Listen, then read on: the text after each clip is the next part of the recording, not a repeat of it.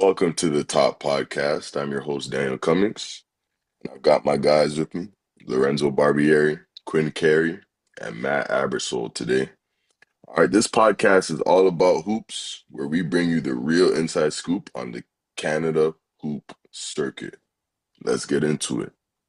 Fellas, what's going on? How How we you doing? doing? What's up? What up? Good. How we doing? Welcome back for season two to our audience.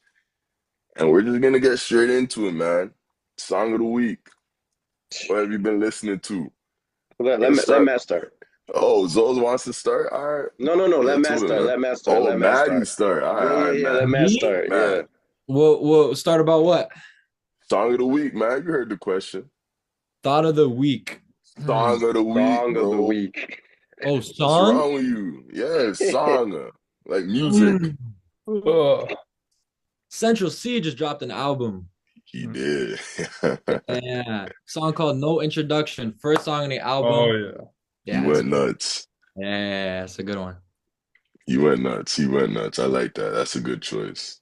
We'll Yeah. go with QC, man. QC, change it up already, man. Let's get to it, man. I've been listening Give to me O that One. EDM. I've been listening to Huh? O One, The Nights by Avicii. Oh, Straight O One. I've how been did I playing it the know? whole week, How did I No. I know it was found gonna it. be I found it EDM? in the files, So I just been playing that the whole week. That's funny. Zoe, man, what about you? Belt My Money. OT7 Kwani, Bossman D'Lo. Spinning it. All I right. don't know why you're I making like faces, it. but I like it. I like it. For me, man, I'm gonna keep it simple. Man, y'all know I'm a big Gunna fan, so goddamn. I Mm. know it's a bit of an mm, old track, it's not really new, but that's been my song for the week, Great man. tune. I've Great been tune. hmm bumping it Anything all else? hmm day in the gym and all that stuff. Yeah. Great song, man. You already know All right. anything else is goated. Yeah, facts. 1000%. So the topic for today's pod, I think it hits home for a lot of athletes and even for some of us. But we're going to talk about the mental side of basketball, building confidence and handling pressure. I think that's a great topic for high school kids coming up, trying to play ball at a high level, understanding that it's, I would say, even about 80% mental, just on the court, off the court, dealing with things off the court that come with being a student athlete. I think it's 80% mental, right? We talk about the physical aspect, right? Everyone sees the physical aspect in terms of, your gameplay, what you do in practice, the weight room stuff. But we want to talk about today the mental side of that, the mental stuff leading up to the performance aspect of it, right? And I think that's such a slept on part on the success of an athlete is the mental toughness and the mental character, the mental, capacity that they need to have to be an athlete, right? Um, so we're just gonna jump straight into it. The first kind of question and thought that I have on it is this is kind of like a question to each of you, right? I know we all are playing or we all played or are playing university sports. So I guess the first question that I have for y'all is what are some ways an athlete can develop mental toughness? Like what are some things that you could do to develop mental toughness? I could start with that question. First of all, I agree with you. It's a super underrated aspect of the game that especially high school kids don't often think of it, nor do their parents or coaches. And like telling kids that it's an important aspect is first of all like extremely important. And the fact that you said 80%, I super agree. I feel like it's extremely important.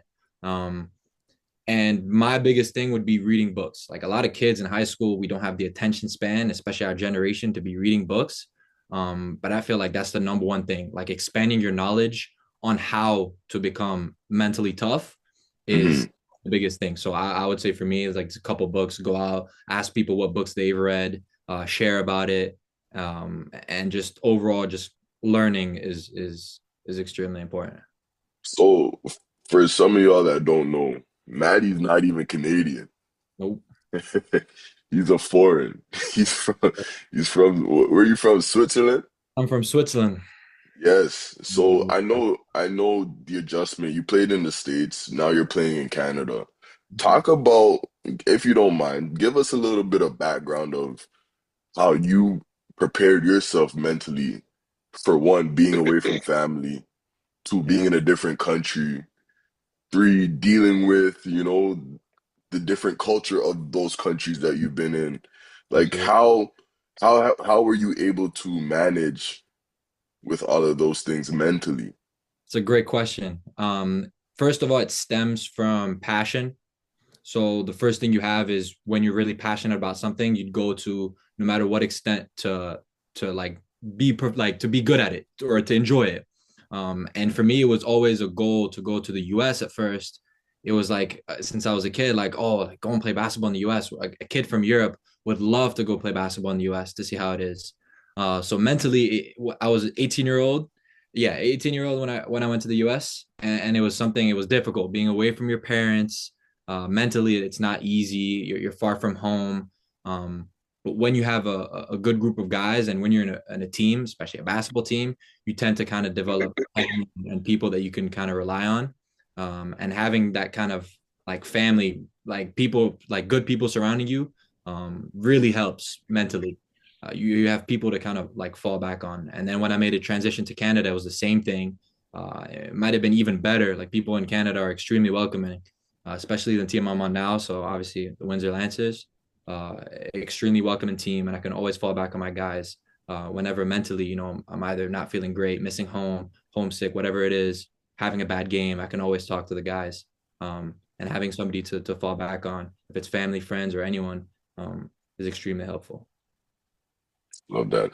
I love that.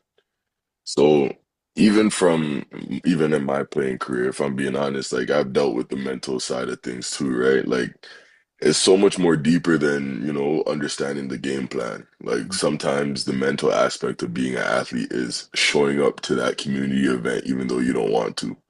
Mm-hmm. You know what I mean? And let's just be real here. Like, yes, the work for the community is great, but sometimes when you have three assignments, your girlfriend's bothering you or whatever the case may be, like you're not always locked in on getting that, checking that box, right? So being able to show face and understand that, yo, even though I'm not in the best space, I have to show up for that.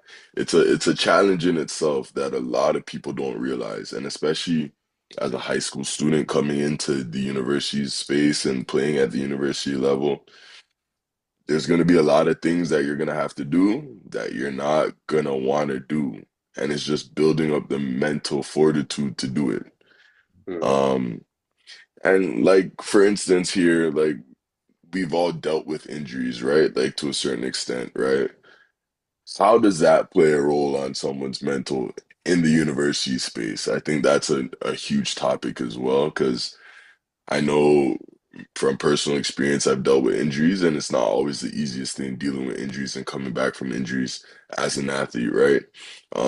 People don't account for the mental toughness that you need to have to one, rehab every day, to watch your team play, when you can't play, right? I'm gonna ask Quinn about this. I know this kind of probably hits a little close to home for him, but Yeah, yeah, man, it's a conversation that needs to be had because every athlete is gonna go through it at some point, right? So, what are some ways that you deal with these things when you're sidelined? for sure. I'll give a little context to give people an idea. Last summer, I had to get hip surgery.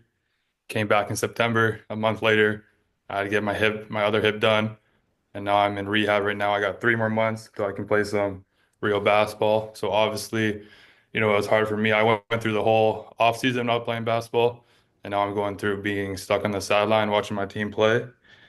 From what I do, I guess one, you kind of got to see the light at the end of the road at all times. But like it's just taking small steps because there's always something I can do. Like it might not be getting a full workout in every day, but at first I might have been like trying to walk again or trying to make sure that my nutrition's right. So it might not be to like the scale of what as an athlete that you're used to. But like for myself, whatever it is that keeps me like driven and going, that could be as simple as trying to make sure that my teammates are right, trying to make sure that my mind's right, a lot of mental skills training that you can do. I might not be able to get my body where it's at right now, but I can get my mind where I need to be. And it's just trying to do everything my capabilities so when I get back, it's like I was never gone in a way. So just keeping the mind busy, keeping the body busy, and then just always knowing that, you'll be back to that point eventually. So Yeah. it's kind of what I've been doing so far. Might I add to that, Quinn? I've been around Quinn pretty much every day, and he's been always like smiling, and you could tell that he's enjoying the process. So no matter what he's going through, you could tell he's enjoying it. And give props to him. I love Yes, that. sir. I think that's a good point too as well there, Maddie. I think even last pod we spoke about enjoying the process and just being in the process. Um, yes, that's huge. Just being in the process. Um, so another question that I want to ask y'all is what are ways, like I know Maddie said reading books, but we all as athletes come to a point where we kind of hit a mental block. Um, And I wanna find out ways on how you all individually get through that block, right?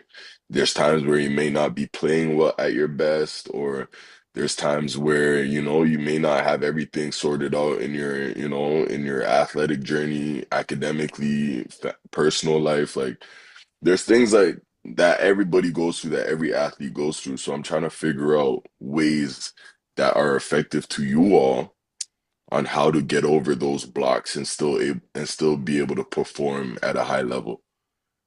What are some of I could, your ways? So I can say some stuff.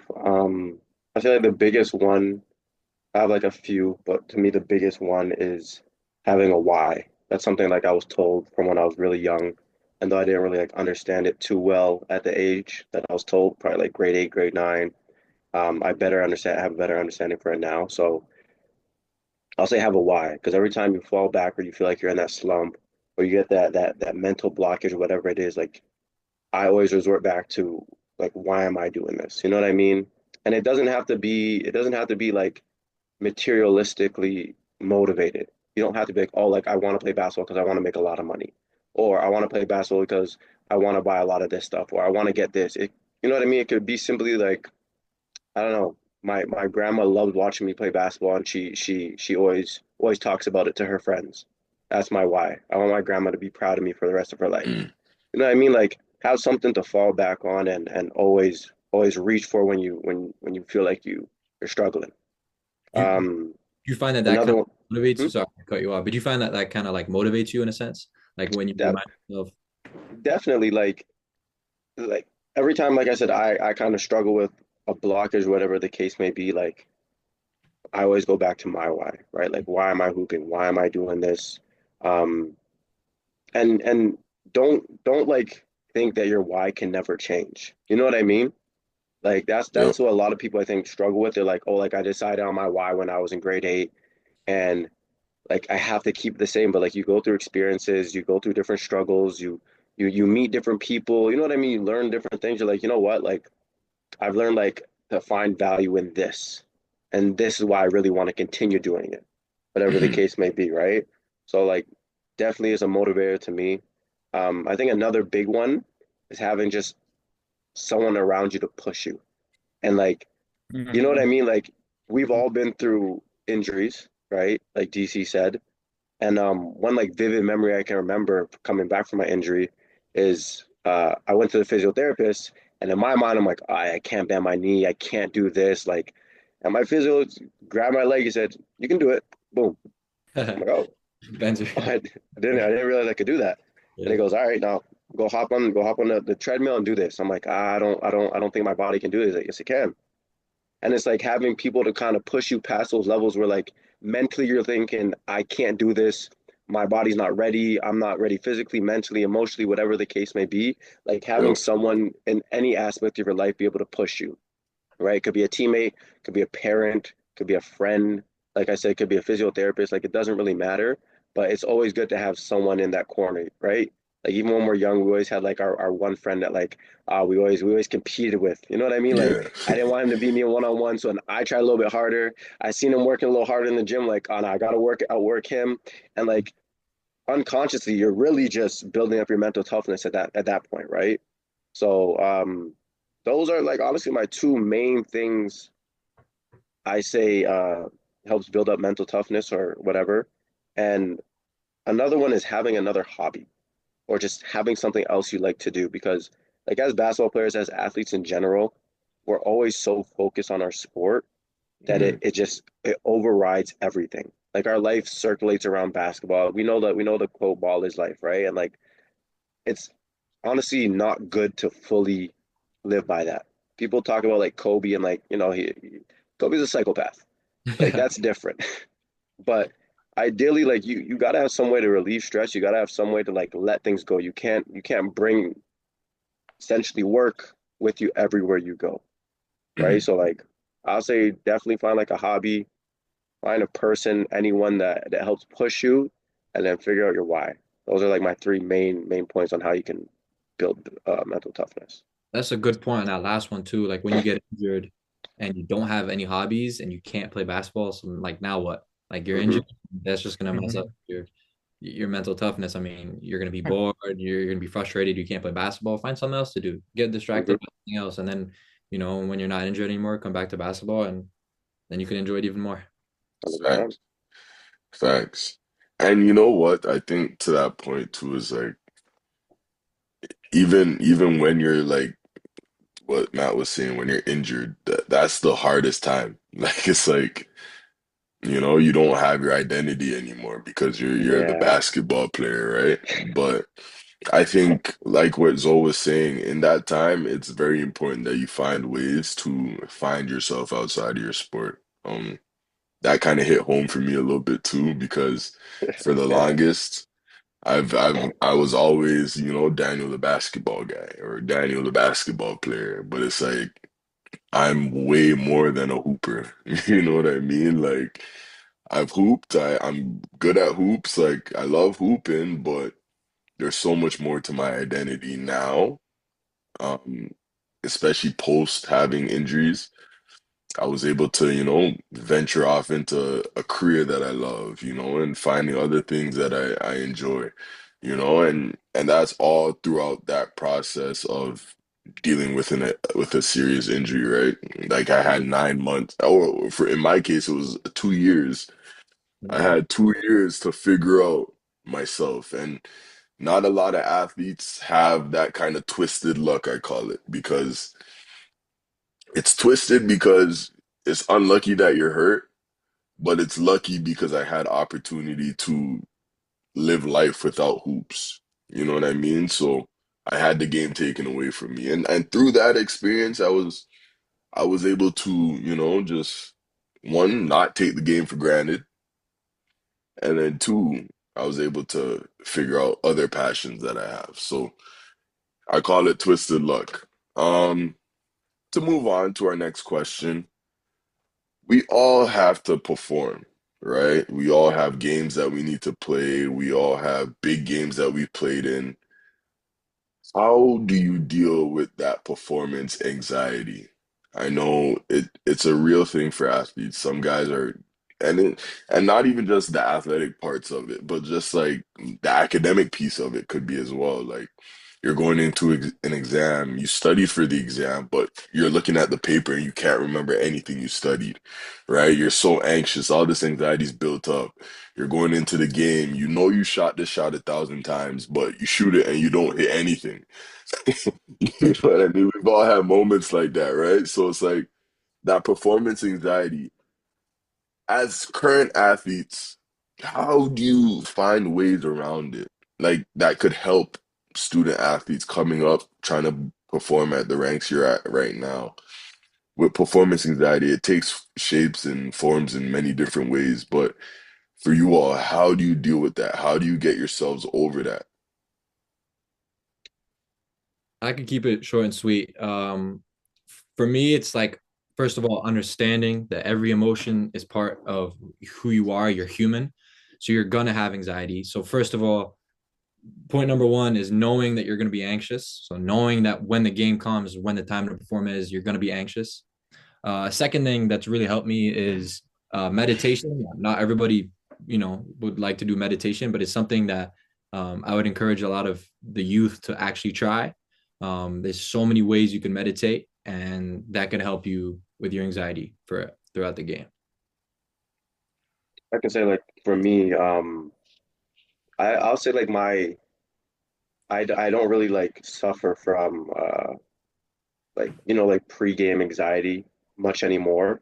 And I'll say like it probably for me stopped like after like my first year of university, and I think it comes from my preparation, if that Hmm. makes sense. Like my anxiety goes into, did I check off everything that I need to warm up? Did I stretch this muscle? And like that's where all my anxiety goes. And like the minute I finish my pregame warm up, I'm like, oh, okay, I did everything I have to do. And like I Hmm. don't even realize there's stress anymore or there's anxiety. So like I'll say just be organized, be diligent in what you do before your games, before your exams, whatever the case may be. But just have like a routine. It helps anxiety so much more. Um, Last thing I'd say, I was gonna say preparation, so you stole mine, but But um, I think there's like a nice balance where you kind of just have to not care in a way. You kind of got to realize it's a basketball game, it's an Hell exam. yeah. yeah. Obviously, there's a line to that. Like if you don't care about a basketball game, that can be a negative thing. In general, like if you miss that shot, if you're not playing how you want to play, if you kind of just take a step back, realize it's a basketball game, you've done this a million times before. If you're prepared, you've done this shot a million times before. And just like letting the game come to you, letting it flow. And then like I always feel if you put more pressure on something, then, like we said, you get this anxiousness and then you think too much and you overthink and you analyze everything. And at the end, you're gonna perform worse if you're just there, just trusting yourself. So I think just looking at it in a different perspective sometimes always helps me for sure. I agree. I agree with each of y'all. Like, but even more to Zoe's point and Quinn's point, kind of is like trust your work. Like, if you're serious about the game, you're gonna put work in, right? So it's like you get to the point where you just gotta let the work talk, right? And trust me, you're not gonna make every shot, you're not gonna make every pass, you're not gonna make every read correctly. And I think you just gotta be at peace with that. You know what I mean? So I think that's a really good point to get across too, is like, yo, you're not gonna make every shot, you're not gonna make every read. You're gonna turn the ball over, you're gonna make a bad play, you're gonna travel, you're gonna charge, you're gonna do something.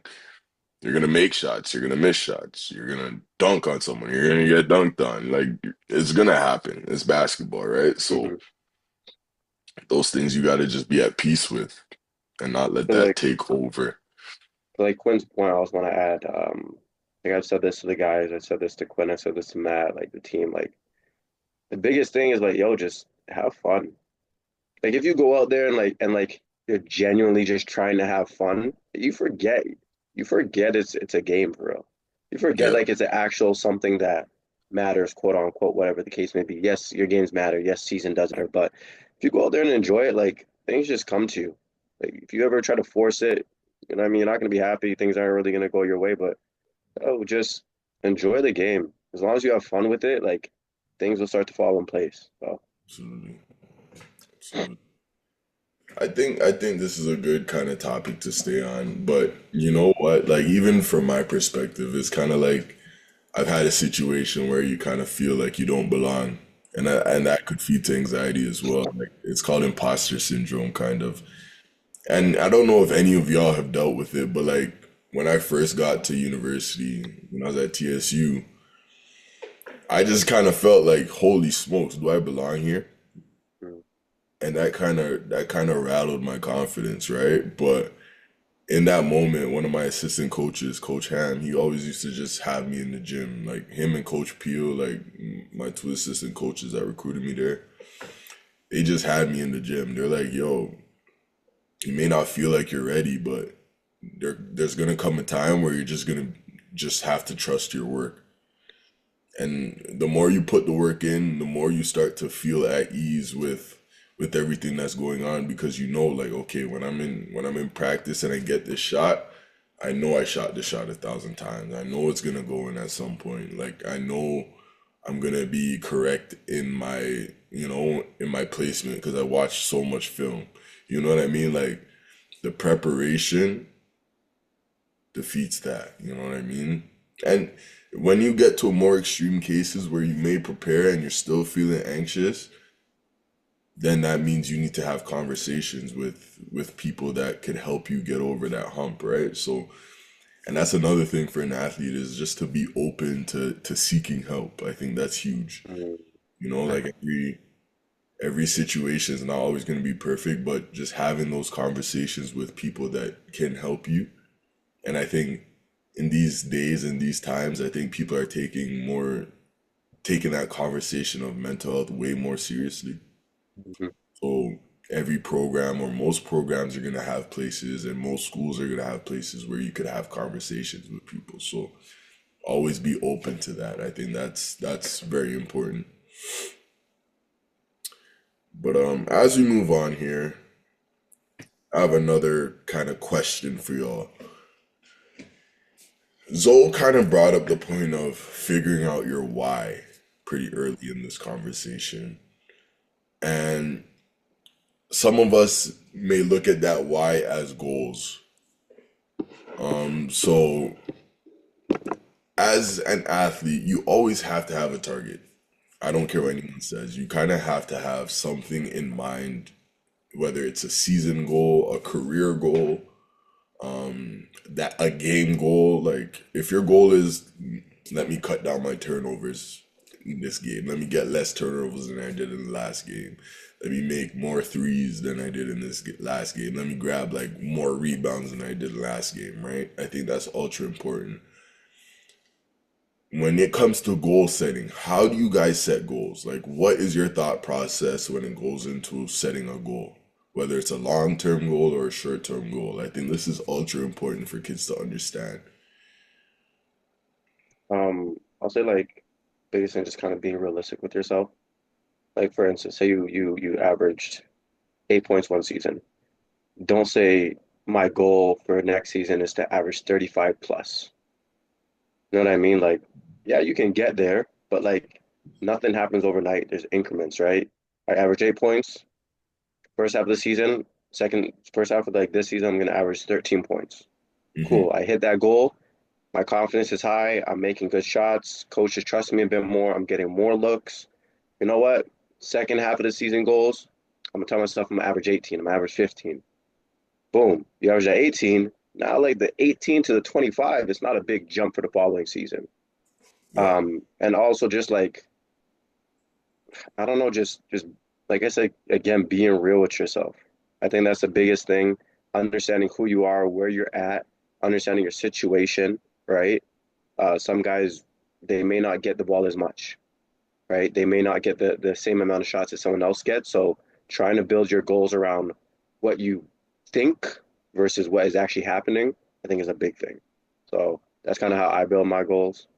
Um, Look at, okay, I got this many shots this year, average this, and this. I believe off of this I can get here. I've done this before. I can sustain this. Ideally, like you said, turnovers, whatever the case may be. I got four this game.